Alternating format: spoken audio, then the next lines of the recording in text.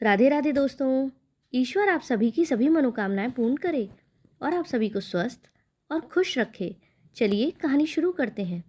हमारी आज की कहानी का शीर्षक है पश्चाताप के आंसू। रवि ने माया के साथ का सपना देखते देखते विभा की टूटती सांसों की परवाह करना भी छोड़ दिया था। एम्बुलेंस की तेज सायरन की आवाज़ रात की खामोशी को चीर रही थी। लोग डरे सहमे से आपातकालीन वार्ड की ओर भाग रहे थे। रविवार होने से अस्पताल का बाकी हिस्सा सुनसान था। अचानक उठे शोर से डॉक्टर रवि को झकझोर कर नींद ने बाहर खींच लिया। उसने घड़ी देखी, 10:20। माया का ख्याल फिर से उसके जहन में कौंधा। हर रात 9 बजे माया उसके लिए कॉफ़ी लाती थी, मगर आज वह नहीं आई थी। उसने फ़ोन पर कहा था कि देर हो जाएगी, लेकिन रवि को बेचैनी हो रही थी। शायद चिंता से ज़्यादा आदत की वजह से, क्योंकि उसे माया के साथ वक्त बिताने की आदत हो गई थी। उसी वक्त एक वार्ड बॉय कमरे में दाखिल हुआ और घबराते हुए डॉक्टर रवि से बोला, सर जल्दी चलिए, एक महिला को लाया गया है। हालत नाजुक है, आत्महत्या का मामला लग रहा है। उसे ऑपरेशन थिएटर में शिफ्ट कर दिया गया है। रवि का चेहरा तनिक भी नहीं बदला। उसने बस पूछा, कोई साथ में है? वार्ड बॉय ने जवाब दिया, कुछ पड़ोसी हैं। और हाँ, नर्स माया भी आ चुकी है। वह उसी केस को संभाल रही है। माया का नाम सुनकर रवि की आंखों में एक क्षण को राहत की चमक आ गई। जैसे उस घायल औरत से ज़्यादा माया का वहाँ होना जरूरी था। वह तेजी से ऑपरेशन थिएटर की ओर बढ़ा। दिल में बेचैनी थी, मगर मरीज की नहीं, माया से मिलने की। थिएटर में पहुँचते ही माया को देखा और झुंझलाकर बोला, इतनी देर लगा दी आने में, मैं तो परेशान हो गया था। माया की आवाज़ भारी थी, सर कृपया जल्दी कीजिए, मरीज की हालत बहुत ख़राब है। और क्या? रवि ने एप्रन पहनते हुए पूछा। माया ने धीरे से कहा, वह महिला कोई और नहीं, आपकी पत्नी विभा है। रवि का चेहरा जर्द पड़ गया, जमीन जैसे पाँव के नीचे से खिसक गई हो। उसे अचानक सुबह की बात याद आ गई। सुबह ही विभा ने उसकी कड़वी बहस हुई थी। कारण वही पुराना, माया। विभा ने देखा था रवि के कोट पर भूरे बाल और रुमाल पर माया की लिपस्टिक की परछाई।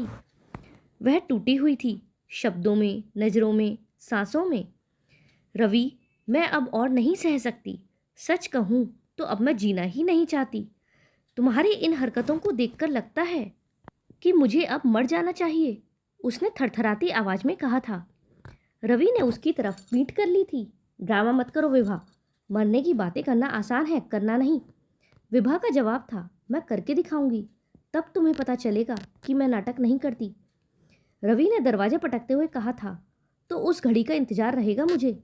और अब वह घड़ी आ गई थी। विभा ने 5वीं मंजिल की बालकनी से छलांग लगाई थी। किस्मत से वह नीचे पड़े घास के ढेर पर गिरी। जान बच गई, लेकिन आत्मा और शरीर दोनों ही लहूलुहान थे। उसे पहचानने वाले पड़ोसियों ने उसे रवि के अस्पताल में ही पहुंचा दिया। किस्मत देखो, जिस आदमी ने उसे सबसे ज़्यादा तोड़ा था, उसी के पास उसे बचाने के लिए लाया गया था। रवि अब ओटी के कोने में खड़ा था। हाथ कांप रहे थे, आंखें गीली थीं। पहली बार उसकी नज़रों में अपराध का बोझ था। माया ने चुपचाप एक मास्क उसकी ओर बढ़ाया। रवि ने कांपते हाथों से मास्क लिया और ऑपरेशन टेबल की ओर देखा, जहां विभा मौत से लड़ रही थी, उसी आदमी की यादों के साथ जिसे वह अब भी शायद प्यार करती थी। काफ़ी खून बह चुका था, नब्ज बड़ी मुश्किल से पकड़ में आ रही थी, शरीर का रंग फीका पड़ रहा था। रवि के मन में कई प्रश्न उठ रहे थे। विभा से पीछा छुड़ाने का बहुत अच्छा अवसर है। इसके साथ जीवन काटना बहुत दूभर हो रहा है। हमेशा की किटकिट से परेशान हो चुका हूँ। एक डॉक्टर को समझना हर औरत के वश में नहीं। कितना तनावपूर्ण जीवन होता है। अगर चंद पल किसी के साथ मन बहला लिया तो क्या हुआ? पत्नी को इतना तो समझना ही चाहिए कि हर पेशे का अपना अपना अंदाज होता है। सहसा चलते चलते रवि रुक गया। क्या हुआ सर? माया ने चिंतित स्वर में पूछा। आपकी तबीयत तो ठीक है ना? मैं ये ऑपरेशन नहीं कर सकता, रवि ने लड़खड़ाते स्वर में कहा। कोई डॉक्टर अपनी पत्नी या सगे संबंधी का ऑपरेशन नहीं करता, क्योंकि वह उनसे भावनात्मक रूप से जुड़ा होता है। उसके हाथ कांपने लगते हैं। क्या क्या कहा आपने? माया का चेहरा सहसा पीला पड़ गया, आंखें फैल गईं। जैसे किसी ने उसके कानों में विस्फोट कर दिया हो। डॉक्टर जतिन को बुलाओ तुरंत। रवि की आवाज़ थरथरा रही थी, पर उसकी आंखों में एक अजीब सा सूनापन था। मन ही मन वह जानता था कि जितना वक्त जतिन को आने में लगेगा उतना वक्त शायद विभा के पास नहीं है। नहीं, ये नहीं हो सकता। माया की आंखों में आंसू छलक आए। वो 1 घंटा नहीं जी पाएगी रवि, और आप जानते हैं ये बात। हाँ, मैं मानती हूँ कि ये पल आपके लिए असहनीय है, लेकिन आप न केवल एक पति हैं बल्कि एक डॉक्टर भी हैं। ये वक्त पीछे हटने का नहीं है। रवि ने सिर झुका लिया। यह नियमों के खिलाफ है माया, और मैं उनसे जुड़ा हुआ हूँ भावनात्मक रूप से। मैं नहीं कर पाऊँगा। फिर कम से कम उसके पास बैठ तो जाइए, उसकी हथेली थामिए, ताकि अगर वह चली भी जाए तो अकेली ना जाए। माया का गला भर्रा गया। रवि ऑपरेशन थिएटर की ओर चल पड़ा। दिल की धड़कनों ने अपना ताल खो दिया था। हर कदम भारी लग रहा था, जैसे आत्मा पिघलती जा रही हो। विभा सामने पड़ी थी, खून से लथपथ, निर्जीव सी। कभी जिसे देखकर रवि की दुनिया जगमगाने लगती थी, आज उसी चेहरे को देखकर उसकी रूह कांप रही थी। उसका चेहरा शांत था, पर जैसे हर चोट चीख चीख कर कह रही हो, क्यों छोड़ा मुझे उस मोड़ पर जहां तुम्हारी ज़रूरत सबसे ज़्यादा थी। रवि के जहन में यादें कौंधने लगीं। विभा की मुस्कान, उसकी तकरारें, वह चाय की प्याली जब वह रातों को उसका इंतजार करती थी। अचानक से अब रवि को अपने किए पर पछतावा होने लगा। उसके मन में आ रहा था, काश विभा ठीक हो जाए। फिर वह सोचने लगा, क्या मेरी कुछ बातें इतनी जहरीली थीं कि उसने मौत को गले लगा लिया। अचानक से उसका शरीर कांप गया। उसके होठ बड़बड़ाने लगे। ये सब मैं क्या सोचने लगा था। विभा मुझे छोड़कर कैसे जा सकती है। इतने सालों का प्यार क्या जरा सी नोक झोंक से खत्म हो सकता है। क्या माया मेरे लिए विभा से ज़्यादा जरूरी हो गई। उसे अपने किए पर बहुत पछतावा हो रहा था, लेकिन अब वह कर भी क्या सकता था। उसने कांपते हाथों से विभा के माथे से खून पोंछा, जैसे पाप धोने की कोशिश कर रहा हो। उस जगह को सहलाया जहां कभी सिंदूर सजता था। उसकी उंगलियां कांप रही थीं। दिल चीख रहा था, रुको, अभी बहुत कुछ कहना बाकी था। एक माफ़ी, एक अलविदा, सब अधूरा रह गया। माया ने दूर खड़े होकर उसकी आंखों में वो पछतावा देखा जो शायद जिंदगी भर पीछा नहीं छोड़ेगा। तभी डॉक्टर जतिन तेजी से अंदर आए। रवि पीछे हट गया, दीवार का सहारा ले लिया। आंखें भीगी थीं, पर आंसू नहीं टपकते थे, जैसे भीतर ही सब सूख गया हो। कुछ मिनट बाद जतिन ने विभा की नब्ज चेक की, फिर धीरे से रवि के पास आए, कंधे पर हाथ रखा, बोले, रवि, अब वह नहीं रही।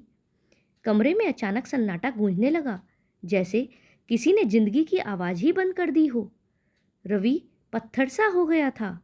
एक टक विभा की तरफ देखता रहा, जिसे उसने कल सुबह कहा था कि तुम तो हमेशा शिकायत करती हो। आज वही स्त्री बिना एक शिकायत के हमेशा के लिए खामोश हो गई थी। माया ने उसे बाहर ले जाकर कुर्सी पर बैठाया, सामने कॉफ़ी का प्याला रखा, बोली, सर। कहते समय माया का स्वर कांप रहा था। मैं खुद को कभी माफ़ नहीं कर पाऊंगी। मैं सोचती रही कि आपसे प्यार करना मेरा हक है, लेकिन शायद मैंने जो तोड़ा है वो कभी जुड़ ही नहीं सकता था। रवि ने आंखें बंद कर ली और धीमे से कहा, नहीं माया, गलती मेरी थी। मैंने उसे अकेला छोड़ दिया जब उसे मेरी सबसे ज़्यादा ज़रूरत थी। मैं डॉक्टर तो बन गया, पर इंसान नहीं रह पाया। मैंने सोचा शायद ये एक मुक्ति है, लेकिन ये मुक्ति नहीं, मेरी सज़ा है, उम्र भर की। उसकी आंखों से अब आंसू गिरने लगे थे। देर से ही सही, पर अब वह रो रहा था। विभा की अंतिम सांसें अब भी उसके जहन में गूंज रही थी। रवि, मुझे सिर्फ एक बार देख लो। मैं कुछ कहना चाहती थी, पर वह मौका हमेशा के लिए चला गया। जब उसकी डेड बॉडी को वहाँ से ले जाया जाने लगा, तब एक नर्स ने विभा का सारा सामान लाकर डॉक्टर रवि को दिया। विभा के सामान के साथ रवि ने देखा कि एक चिट्ठी भी थी, जिस पर लिखा था, अंतिम पत्र रवि के नाम। शायद ये खत उसने कूदने से पहले लिखा था और फिर अपनी जेब में रख लिया था। रवि ने उस खत को पढ़ना शुरू किया। रवि, शायद जब तुम ये पत्र पढ़ रहे होगे, मैं इस दुनिया में नहीं रहूँगी। जानती हूँ तुम कहोगे कि मुझे ऐसा नहीं करना चाहिए था, लेकिन क्या कभी ठहर कर यह सोचा कि मैं ऐसा क्यों करना चाहती हूँ? तुम्हारी जिंदगी में माया की जगह बनते देखना, हर रोज खुद को मिटते देखना था। मैं चिल्लाना चाहती थी, पर हर बार खुद को समझा लिया कि शायद ये मेरा वहम है। पर अब वहम नहीं रहा, अब हर चीज़ साफ है। तुम्हारी आंखों की चमक, तुम्हारे लहजे की बेरुखी, तुम्हारे कोट पर पड़े सुनहरे बाल, सब कुछ। एक वक्त था जब तुम्हारी आंखों में सिर्फ मैं थी, और आज मैं बस एक बोझ हूँ, तुम्हारी व्यस्त जिंदगी में एक रुकावट। और जानती हूँ तुमने कई बार चाहा होगा कि यह रुकावट हट जाए ताकि तुम मुक्त हो सको। तो लीजिए रवि, आज मैं वो रुकावट हटा रही हूँ। लेकिन जाते जाते मैं कुछ कहना चाहती हूँ। मैं तुमसे अब भी प्यार करती हूँ। हाँ, शायद मूर्ख हूँ, पर जो सच्चा प्रेम करता है वह नफरत नहीं करता। बस एक गुजारिश है, अगर कभी किसी मोड़ पर तुम्हें अपने दिल में थोड़ी सी जगह मेरे लिए मिले तो वहाँ मुझे सहेज कर रख लेना। एक प्यारी सी याद की तरह, एक टूटी हुई मुस्कान की तरह। तुम्हारी विभा। रवि उस खत को पढ़ते पढ़ते पश्चाताप में डूब गया। उसने पत्र को सीने से लगाया और जोर जोर से खुलेआम रो पड़ा। न एक डॉक्टर की तरह, न एक पति की तरह, बस एक टूटे हुए इंसान की तरह। दोस्तों, इस कहानी में गलती किसकी थी? कमेंट में ज़रूर बताइएगा। साथ ही अगर आपको कहानी पसंद आई हो तो वीडियो को लाइक करें, और चैनल पर नए हो तो चैनल को सब्सक्राइब करें। हमारे साथ अंत तक बने रहने के लिए धन्यवाद। जय श्री राधे।